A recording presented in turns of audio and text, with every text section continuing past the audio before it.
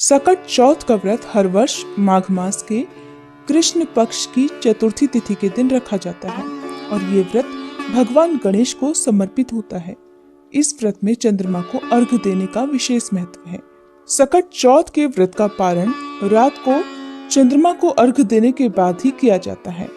इस बार साल 2024 में 29 जनवरी को संकष्टी चतुर्थी यानी कि सकट चौथ है।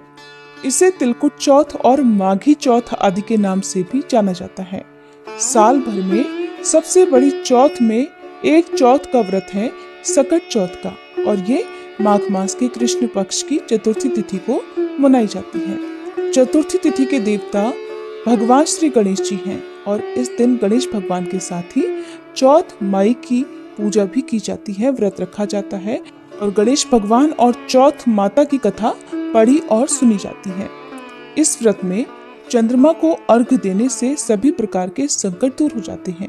विघ्नहर्ता भगवान गणेश अपने भक्तों के सभी संकट दूर करते हैं और उनकी सभी मनोकामनाएं पूर्ण करती हैं। इस व्रत को खास तौर पर माताएं अपनी संतान की लंबी आयु और परिवार की सुख समृद्धि की कामना से रखती हैं। इस व्रत को करने से संतान के ऊपर आने वाले सभी संकट दूर हो जाते हैं। निसंतान महिलाएं यदि इस व्रत को करती हैं तो उन्हें संतान सुख की भी प्राप्ति होती है।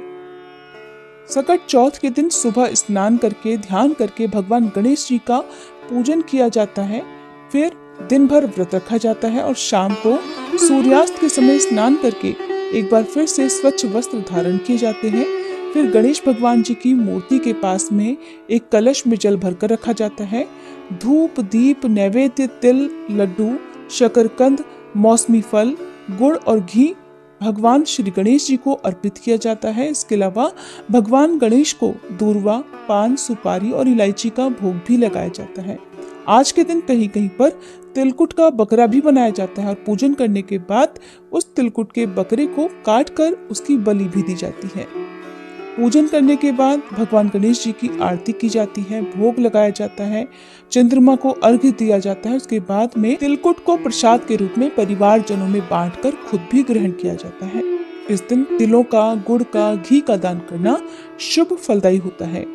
वैसे तो सकट चौथ का जो व्रत है वो निर्जला और निराहार रहकर ही किया जाता है, लेकिन जिनकी सामर्थ्य निर्जला रहने की नहीं हो वो भरपूर मात्रा में जल का सेवन करके भी इस व्रत को रख सकते हैं।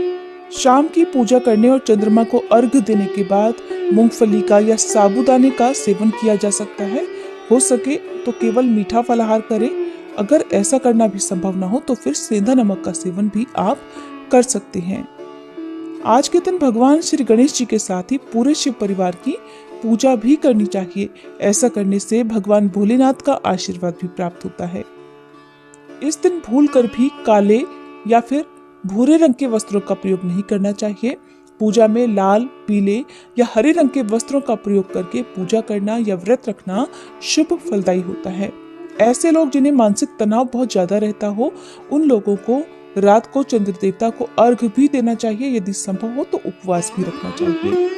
चतुर्थी तिथि प्रारंभ होगी 29 जनवरी सोमवार की सुबह 6:12 से और समाप्त होगी 30 जनवरी मंगलवार की सुबह 8:54 पर। इस दिन सूर्योदय होगा सुबह 7:12 पर, सूर्यास्त होगा शाम 6:07 पर। ब्रह्म मुहूर्त का समय रहेगा सुबह 5:35 से 6:23 तक। अभिजीत मुहूर्त रहेगा दोपहर 12:17 से 1:01 तक। आज के दिन दोपहर के समय में भी गणेश भगवान की पूजा की जाती है, तो अभिजीत मुहूर्त बहुत ही उत्तम मुहूर्त रहता है भगवान गणेश जी की पूजा करने के लिए। अमृत काल का समय सुबह 11:44 से 1:32 तक रहेगा। आप इस समय में भी पूजा कर सकते हैं और चंद्रोदय का समय रहेगा रात 9:18 पर। तो रात को चंद्र देवता को आप इस समय के बाद से कभी भी अर्घ्य दे सकते हैं, अपना उपवास खोल सकते हैं। राहु काल जो कि अशुभ मुहूर्त माना जाता है सुबह 7:30 से 9 बजे तक रहेगा। इस समय यदि आप कोई नया काम शुरू करना चाहते हो तो उसका त्याग करें। राहु काल का समय बीतने के बाद ही आपको कोई काम शुरू करना चाहिए, नहीं तो राहु काल का समय प्रारंभ होने से पहले भी आप कर सकते हैं।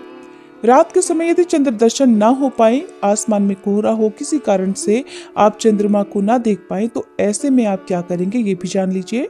ऐसे में आप रात के समय पूर्व दिशा की ओर मुंह करके चंद्र देवता का ध्यान करते हुए चंद्र देवता को अर्घ्य दे सकते हैं, पूजा कर सकते हैं। और इसके अलावा आप भगवान शिव के मस्तक पर विराजमान चंद्रमा को देखते हुए भी चंद्रमा को अर्घ्य दे सकते हैं। उम्मीद है ये जानकारी आपको पसंद आई होगी। वीडियो अगर अच्छी लगी हो तो लाइक करके हमारे चैनल पर आज कथा भी जरूर सुनिएगा।